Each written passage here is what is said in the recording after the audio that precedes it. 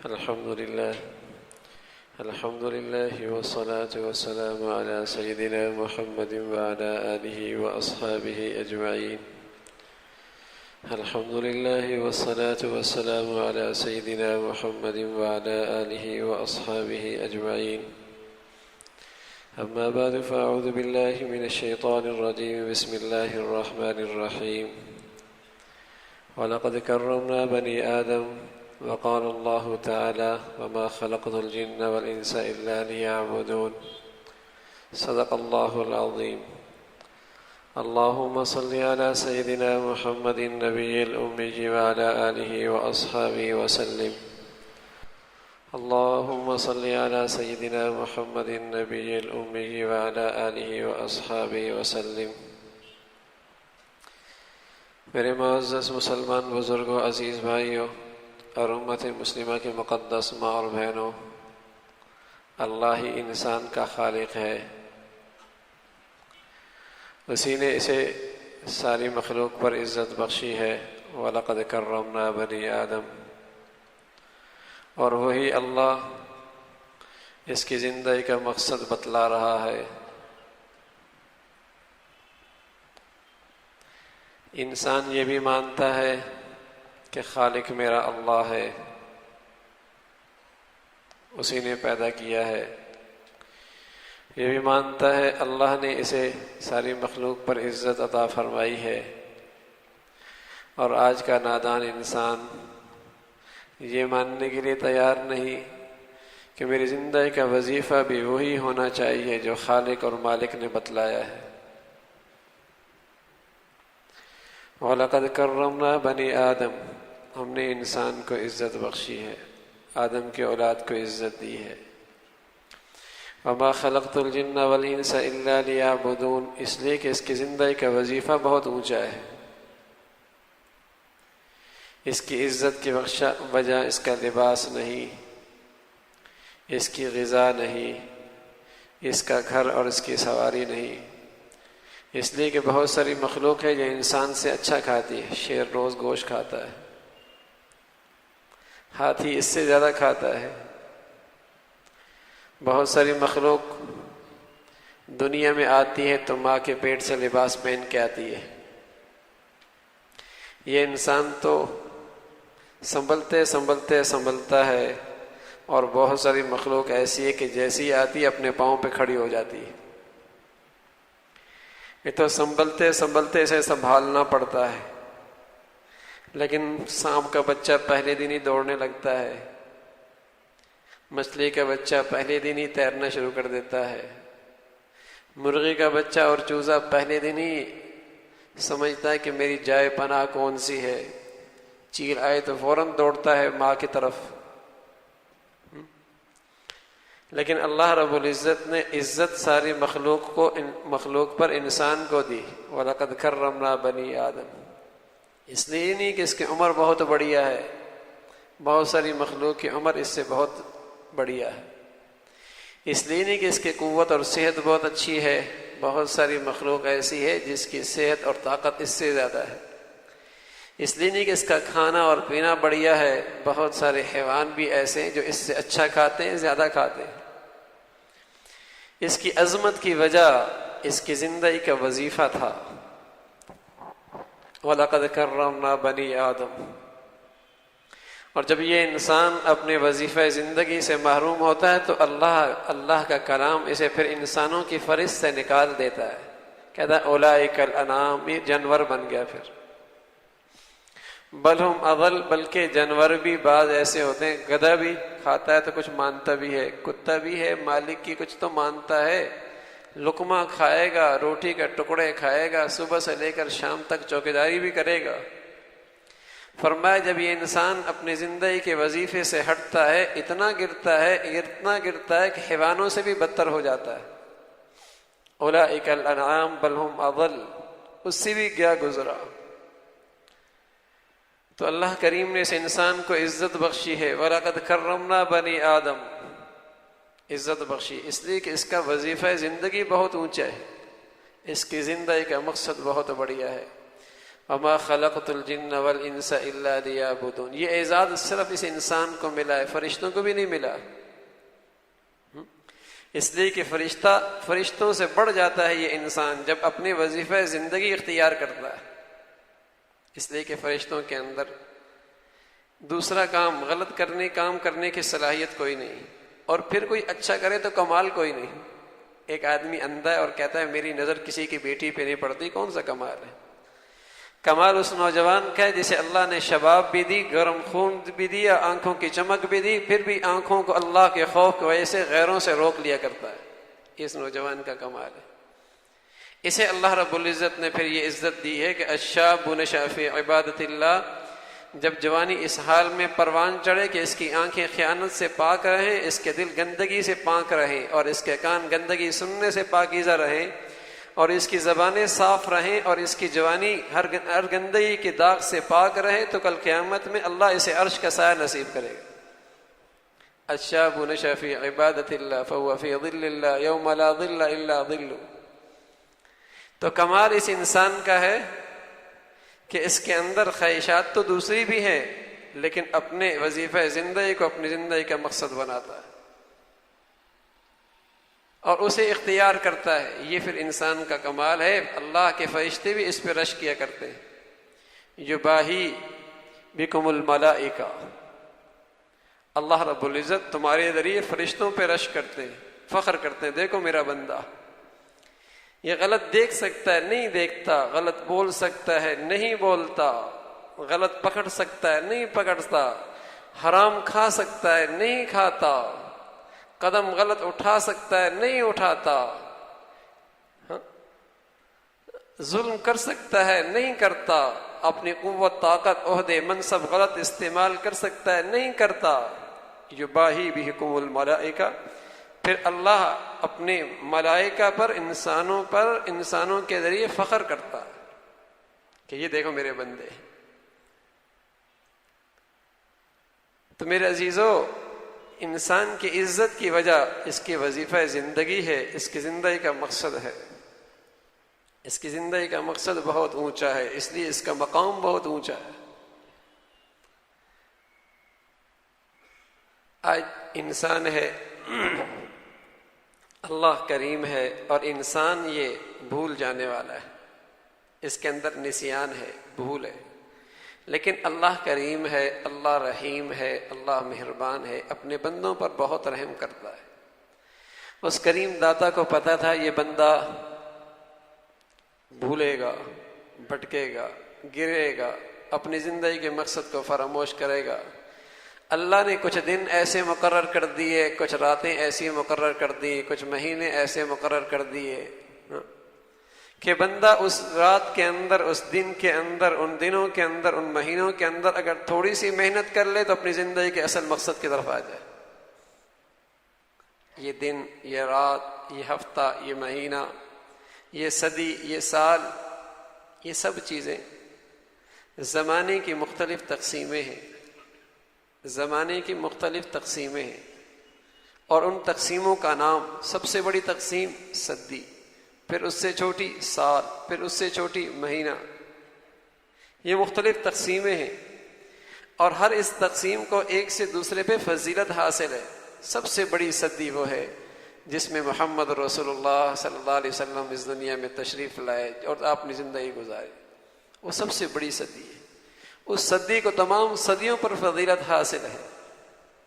اور وہ سال سب سے بڑھیا ہے جس سال رسول کریم صلی اللہ علیہ وسلم ہجرت فرما کر مدینہ تشریف لے گئے. اس ہجرت کی نسبت سے آج میرا اور آپ کا سال چلتا ہے. اسی طرح مہینہ، وہ مہینہ سب سے بڑھیا ہے جسے 11 مہینوں پر فضیلت حاصل ہے، وہ رمضان کا مہینہ ہے. وہ دن سب سے بڑھیا ہے جو عرفہ کا دن ہے، جس دن الیوم اکملت لکم دینکم واتممت علیکم نعمتی، جس دن دین مکمل ہوا اور اللہ رب العزت بخشش کے فیصلے کرتے ہیں. وہ رات سب سے بڑھیا ہے جو اس رمضان کے مقدس مہینے میں آتی ہے، جو 1000 سال سے بہتر ہے، 1000 مہینوں سے بہتر ہے، خیر من الف شہر. تو یوں زمانے کی مختلف تقسیموں کو اللہ رب العزت نے مختلفوں پر فضیلت بخشی ہے، اور یہ سب بندے کو نوازنے کے لیے، اس بندے کو نوازنے کے لیے کہ یہ غفلت شعار ہے، بھول جایا کرتا ہے، مادیت کے اندر رہ کر اپنے زندگی کا مقصد بھول بیٹھے گا، تو اللہ رب العزت نے اپنی رحمت سے ایسا انتظام کر دیا، ایسا انتظام کر، کچھ گھڑیاں ایسی بنا دی، کچھ راتیں ایسی بنا دی، کچھ مہینے ایسے بنا دیے کہ بندہ تھوڑی سی توجہ کر لے تو اللہ کی رحمت اسے اپنے اندر محفوظ کر دے گی، اور اللہ کی رحمت اسے سنبھال لے گی۔ تو میرے عزیزو، انسان کی زندگی کا مقصد اور وظیفہ زندگی اللہ کی رضا، اللہ کی عبادت ہے، لیکن کتنے انسان ہیں آج اسے سامنے رکھ کر زندگی گزار رہے ہیں؟ کتنے بھول چکے ہیں اپنا سبق، اور کتنے جو اپنی زندگی کے مقصد کو فراموش کر بیٹھے۔ اب عبادت کے لیے وقت کوئی نہیں، وقت نہیں ملتا نماز کے لیے، فجر میں آنکھ نہیں کھلتی، فجر میں آنکھ نہیں، وقت نہیں ملتا۔ اللہ کی شان، ایسا زندگی کے مقصد کو بھولا ہے، ایسا بھولا ہے کہ اب جس کے لیے پیدا ہوا، جس کے لیے یہ پیدا کیا ہوگا، اس کے لیے وقت نہیں ہے۔ آپ کا چوکیدار ہو اور آپ نے اسے گیٹ کے لیے رکھا ہو، گیٹ کے لیے رکھا ہو، وہ سارے کام کرتا ہو، کہو گیٹ، تم گیٹ کو نہیں دیکھتے، وقت پہ نہیں کھولتے، وقت نہیں ملتا۔ آپ نے رکھا اسے گیٹ کے لیے، اس کی دیگر ساری مصروفیات چل رہی ہیں، گیٹ پہ نہیں ہوتے، وقت نہیں ملتا، تو کیا تاثر ہوگا آپ کا؟ کان پکڑ کے نکال دیں گے، تمہاری ضرورت کوئی نہیں۔ اس انسان کی عزت تو زندگی کی بلند مقصد کے ساتھ وابستہ تھی، جب سے اس نے زندگی کا مقصد چھوڑا، یہ بھی اللہ کی نظروں سے گر گیا ہے، اس کی بھی کوئی قیمت نہیں رہی، اس کی بھی قیمت کوئی نہیں رہی۔ آپ کون سی چوکیدار کو تنخواہ دیں گے؟ ارے تمہیں جس مقصد کے لیے رکھا تھا، کہا صاحب میں وہ بھی کرتا ہوں، وہ بھی، ارے تمہیں جس مقصد کے لیے رکھا تھا وہ بتاؤ۔ ہاں، اس مقصد کے ساتھ کوئی اور بھی کام کر رہے ہو اور اچھے کام کر رہے ہو تو قابل تعریف ہے، شاباش بھی ملے گی، ہو سکتا ہے وظیفہ بھی بڑھ جائے، لیکن پہلے مقصد تو دیکھو، مقصد کیا ہے؟ تو سچی بات یہ ہے کہ اگر مسلمان اپنی زندگی کے مقصد پہ چلے، پھر تجارت بھی کرے، زراعت بھی کرے، کھیتیاں بھی کرے، سب کچھ کرے، ہو سکتا ہے اسے شاباش اور مل جائے، لیکن مقصد تو سمجھے کہ میں نے اپنے اللہ کو راضی کرنا ہے، میری زندگی کا مقصد اللہ کی اطاعت، اللہ کی فرما برداری ہے، میں اس لیے پیدا ہوا ہوں۔ پھر اگر دوسرے کام بھی کرے گا جو اس مقصد سے میل کھاتے ہیں تو شاباش اور ملے گی۔ میرے نبی نے پسند فرمایا اپنے ہاتھ سے کمانے والے کو، میرے نبی نے تعریف کی زراعت کرنے والے کو، میرے نبی علیہ الصلوۃ والسلام نے تاجر کا بلند مرتبہ بتایا ہے، اپنی ہاتھوں سے محنت کرنے والے کو میرے نبی نے بخشش کے فیصلے سنائے۔ لیکن تبھی جب زندگی کا مقصد تو ہو، پھر ان ساری چیزوں پر شاباش ملے گی۔ لیکن اگر زندگی کا مقصد ہی چھوڑ دیا اور اسی فراموش کر دیا کہ میں آیا کیوں تھا، یہ عبد درہم و دینار، عبداللہ نہیں رہا، اللہ کا بندہ نہیں رہا، درہم اور دنانیر کا بندہ بن گیا، تجارت کا بندہ بن گیا، زراعت کا بندہ بن گیا، اب کچھ بھی کرتا رہے، اس کی اللہ کی نظروں میں کوئی قدر و قیمت نہیں۔ تو اللہ کریم ہے کہ یہ بندہ بھول جائے گا، یہ بندہ بھول جائے گا، مادیت کے اندر ایسا مصروف ہوگا کہ زندگی کا مقصد ہی فراموش کر بیٹھے گا۔ تو اللہ رب العزت نے میرے عزیزو مسلمانوں کو یہ رمضان عطا فرمایا ہے، مقدس مہینہ عطا فرمایا ہے۔ حضور علیہ الصلوۃ والسلام فرمایا کرتے، میری امت اگر اس رمضان کی قدر و قیمت سمجھتی تو تمنا کرتی اللہ سارا سال رمضان ہوتا۔ پیارے نبی فرما گئے، اگر میری امت اس رمضان کی عظمت سمجھتی تو تمنا کرتی اے کاش کہ سارے سال ہی رمضان ہی ہوتا۔ یہ اتنی بڑی دولت ہے جو اللہ نے اس امت کو نصیب فرمائی۔ حدیث میں الفاظ ہیں فَإِنَّا تَرْمُدُ الذُّنُوبَ فَإِنَّا تَرْمُدُ الذُّنُوبَ، یہ رمضان کیا چیز ہے؟ فَإِنَّا تَرْمُدُ الذُّنُوبَ، یہ بندوں کے گناہوں کو جلا دیتا ہے، گناہ نہیں رہتے۔ تو مسلمان، جیسے آپ کا کاروباری سیزن ہوتا ہے اور پورا سال اس سیزن کا انتظار ہوتا ہے کہ جتنا قرضہ ہوگا اس سیزن کے بعد چکا دیں گے، جتنی کاروباری مسائل اٹکی ہوئی آمدنی آئے گی معاملہ ٹھیک ہو جائے گا، بیٹیوں کی شادیاں، بیٹوں کے لیے مکان، کاروبار کو بڑھانا، ارے اس سیزن کے بعد کام ہو جائے گا۔ ہاں، تو مسلمان اس رمضان کی سیزن کے انتظار کیا کرتے تھے کہ جو کمیاں کوتاہیاں ہو گئیں، جو کمزوریاں ہو گئیں، اس رمضان کے اندر ساریاں پوری کر لیں گے۔ رمضان آ رہا ہے، جو کمیاں ہو گئیں، جو کوتاہیاں ہو گئیں، اس رمضان کے اندر وہ سارے قصور معاف کرا لیں گے، پھر رب سے سچی صلح کر لیں گے، اپنی زندگی کے مقصد پہ آ جائیں گے۔ کیوں پیدا ہوا؟ مقصد پہ آ جائیں گے کہ عبادت میری زندگی کا مقصد ہے۔ اگر اس عبادت اور اطاعت کے ساتھ کھانے کو مل جائے تب بھی ٹھیک، نہ ملے تب بھی ٹھیک، عہدہ منصب مل جائے تب بھی ٹھیک، نہ ملے تب بھی ٹھیک، اس مقصد زندگی کے ساتھ اگر ڈگریاں مل جائیں تب بھی ٹھیک، نہ ملے تب بھی ٹھیک، میری زندگی کا مقصد پہ آ جاؤں۔ تو یہ رمضان کے انتظار میں رہتا ہے مسلمان کہ سیزن آ رہا ہے، سارے دل کے داغ دھو ڈالوں گا، آنکھوں کی خیانت کا سارے داغ دھو ڈالوں گا، زبان کے غلط بولوں کے سارے داغ دھو ڈالوں گا، لقمہ حرام سے سچی توبہ کر کے نئے انداز سے زندگی کا آغاز کروں گا۔ فَإِنَّهَا تَرْمُدُ الذُّنُوبَ، یہ مقدس مہینہ گناہوں کو جلا دیتا ہے۔ تو بہار ہے اہل ایمان کے لیے یہ مقدس مہینہ کہ مسلمان اس کے اندر کچھ ایسا ذوق اور عبادت کا ایسا شوق اختیار کرتے ہیں کہ اپنے اصلی مقصد کی طرف آ جاتے ہیں، پھر ان کی زندگی میں ایک انقلاب، ایک تبدیلی آ جاتی ہے۔ حضرت ایک صحابی رسول صلی اللہ علیہ وسلم فرمانے لگے کہ رمضان قریب تھا اور ہم حضور علیہ الصلوۃ والسلام کے پاس بیٹھے تھے، تو حضور علیہ الصلوۃ والسلام نے فرمایا اتاکم رمضان شہر برکہ، رمضان آ گیا اور بڑا برکت والا مہینہ ہے۔ یغشاکم اللہ فی، اللہ تمہاری طرف توجہ کرتا ہے اس کے اندر، فینزل الرحمہ، رحمت کا نزول ہوتا ہے، وَيَحُطُّ الْخَطَايَا، اللہ گناہوں کو صاف کر دیا کرتا ہے، معاف کر دیا کرتا ہے، وَيَسْتَجِيبُ فِيهِ الدُّعَاء، اللہ اس میں دعاؤں کو قبول کرتا ہے، يَنْظُرُ اللَّهُ تَعَالَى إِلَى تَنَافُسِكُمْ فِيهِ، اور اللہ دیکھتا ہے کہ اس مقدس مہینے میں کون کس سے آگے بڑھ رہا ہے، وَيُبَاهِي بِكُمُ الْمَلَائِكَةُ، اور تمہاری نیکیوں پر، تمہاری اطاعت پر اللہ رب العزت فرشتوں کے سامنے فخر کرتا ہے۔ اور پھر رسول کریم صلی اللہ علیہ وسلم نے فرمایا کہ پھر ایسا کرو، تم اپنی طرف سے نیکیاں دکھاؤ، فَأَرُوا اللَّهَ مِنْ أَنفُسِكُمْ خَيْرًا، پھر تم نیکیاں دکھاؤ اللہ کو۔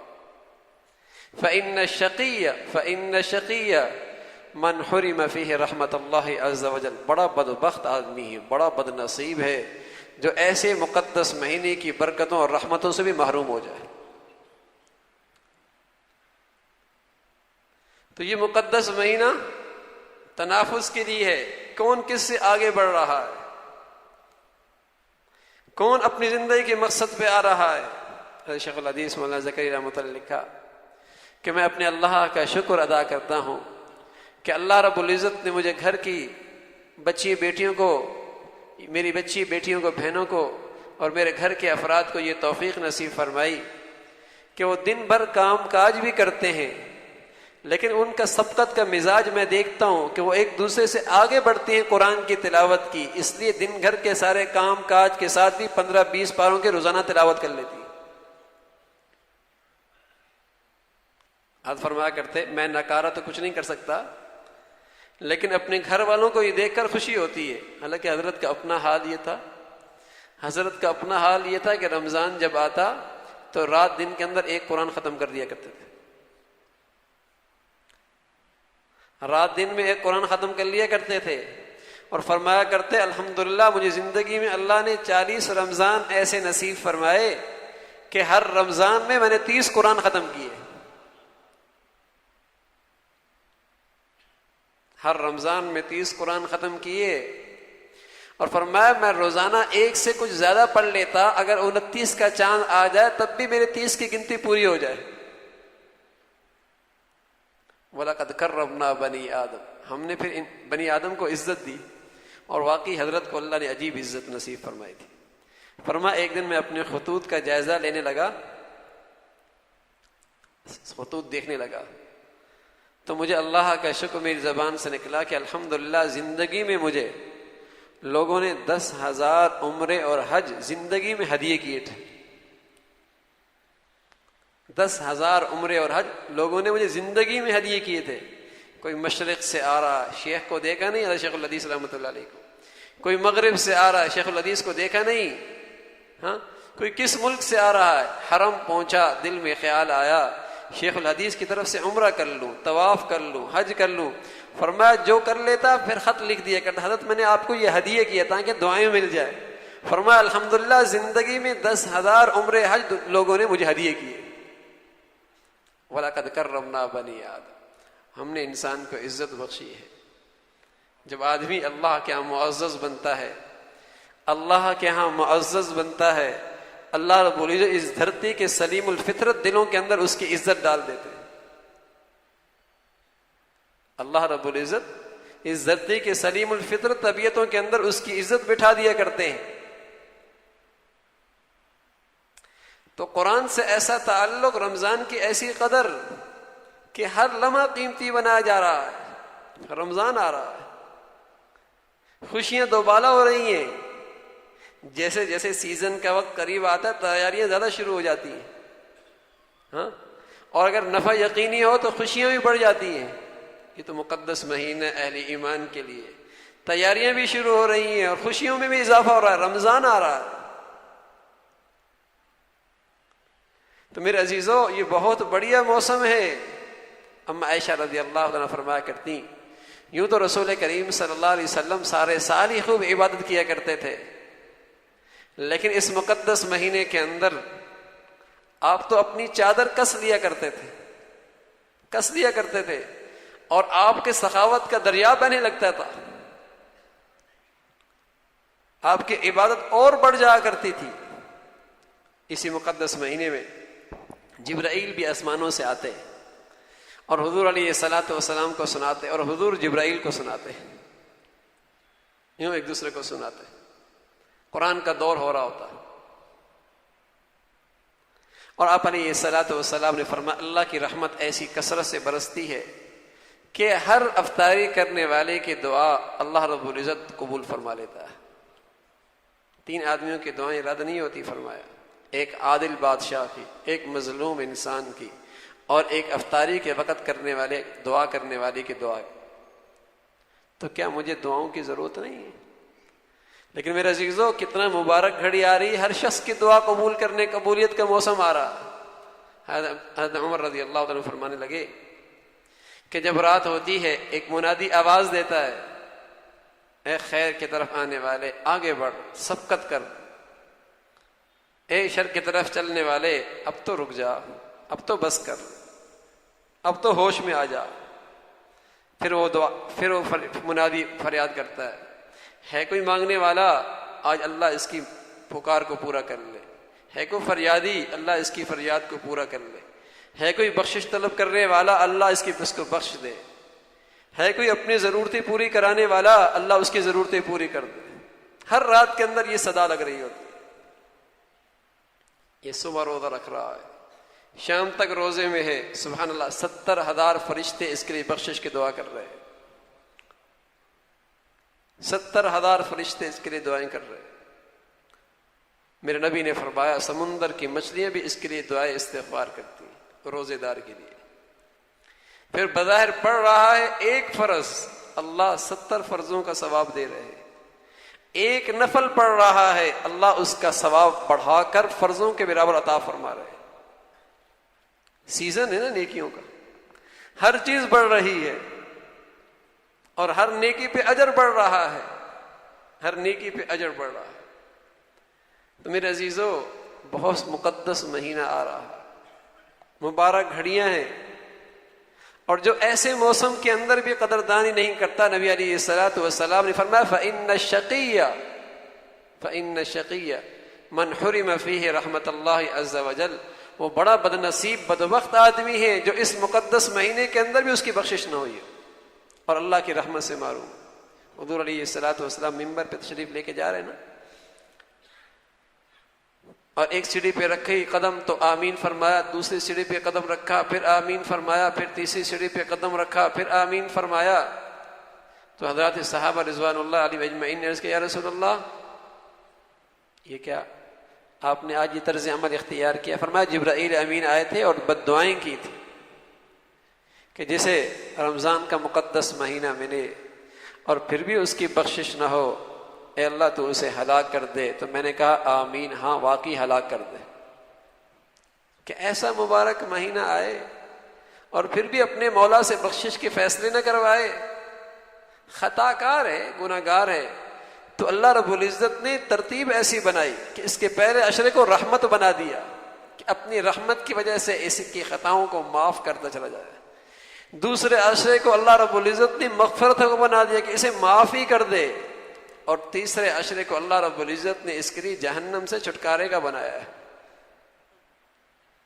اگر داغ لگے ہیں، دامن پہ داغ لگے ہیں، دل پہ سیاہ داغ لگے ہیں، اللہ نے رحمت کا عشرہ بنایا ہے، اللہ سے ایسی مناجات کرتا ہے، اللہ سے ایسا تعلق بناتا ہے کہ رحمت لیتا ہے، آہستہ آہستہ اس کا دل تجلیات کے قابل بنتا ہے، اور پھر آگے جا کر اللہ اس کی بخشش ہی کر دیتا ہے۔ لیکن میرے عزیزو، ایسا موسم آئے اور پھر بھی قدردانی نہ ہو اور پھر بھی اللہ سے صلح نہ ہو، تو اس کی محرومی میں اور اس کی بد نصیبی میں کیا شک ہے؟ دو چیزیں ہیں، ایک مسجد ہے اور ایک مسجد میں ہونے والی عبادت ہے، نماز، جماعت۔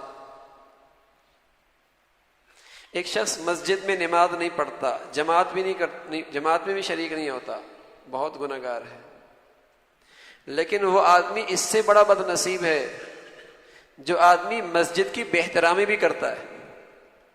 ایک آدمی مسجد میں نہیں آتا، نماز نہیں پڑھتا، مسجد میں نہیں آتا، جماعت میں شریک نہیں ہوتا، نماز مسجد میں نہیں پڑھتا، بہت بڑا گناہ گار ہے۔ لیکن ایک آدمی ہے جو مسجد میں آ کر بے احترامی کرتا ہے، اسے ڈھاتا ہے، اس کی توہین کرتا ہے، یہ اس سے بڑا گناہ گار ہے۔ اسی طرح ایک ہے رمضان کے روزے رکھنا اور ایک ہے رمضان کا مہینہ، ایک ہے رمضان کے روزے رکھنا، یہ بھی فرض۔ دوسرا ایک شخص ہے جو رمضان کی ناقدری کرتا ہے، بے حرمتی کرتا ہے، اس کے اندر اللہ کی نافرمانیاں کرتا ہے، یہ ایسا ہے جیسے اس مقدس مہینے کی توہین کر رہا ہے۔ ایسا ہی ہے جیسے مسجد کے اندر آ کر مسجد کی توہین کرنا، اسے گرا دینا، اسے ڈھا دینا۔ ایسی اس مقدس مہینے کے اندر اللہ کی نافرمانی کرنا، اللہ کی نافرمانی کرنا اور اللہ کو ناراض کرنا، گویا کہ اس مقدس مہینے کی توہین کر رہا ہے، احترام نہیں کر رہا ہے۔ تو ایسا آدمی کی بد نصیبی میں کیا شک ہے؟ تو میرے عزیزو، یہ اللہ رب العزت نے مقدس مہینہ نصیب فرمایا ہے، اور اس لیے صرف روزے رکھنے نہیں، صرف تراویح نہیں پڑھنی، بلکہ اس سے آگے پڑھ کر ایسا باذوق بننا ہے عبادت کے لحاظ سے کہ زندگی کے اندر ہماری زندگی کا وظیفہ ہی بدل جائے کہ اب میری زندگی کا وظیفہ اللہ کی اطاعت، اب میری زندگی کا مقصد اللہ کی عبادت۔ اس لیے رمضان آ رہا۔ جب گاڑی سڑک پہ خراب ہوتی ہے تو اسے گیرج میں لے کے آتے ہیں، گیرج میں لے کے آتے ہیں، اور سروس اچھی ہو جائے تو کئی دنوں تک چلتی رہتی ہے ٹھیک گاڑی۔ تو آج ہماری گاڑی 11 مہینوں کے اندر خراب ہو چکی ہے، خوشیوں میں خراب ہوگی، دولت کے اندر خراب ہو گئی، بازاروں میں خراب ہو چکی ہے، دفتر فیکٹری میں خراب ہو چکی ہے، لیکن اللہ نے کرم فرمایا، رمضان دے دیا، چلو مسلمانوں کے لیے گیرج آ گیا، اس کے اندر اس کی سروس ہو جائے۔ اس لیے نبی علیہ الصلوۃ والسلام فرما گئے جس نے اس مقدس مہینہ صحیح گزار لیا 11 مہینے صحیح گزر جائیں گے۔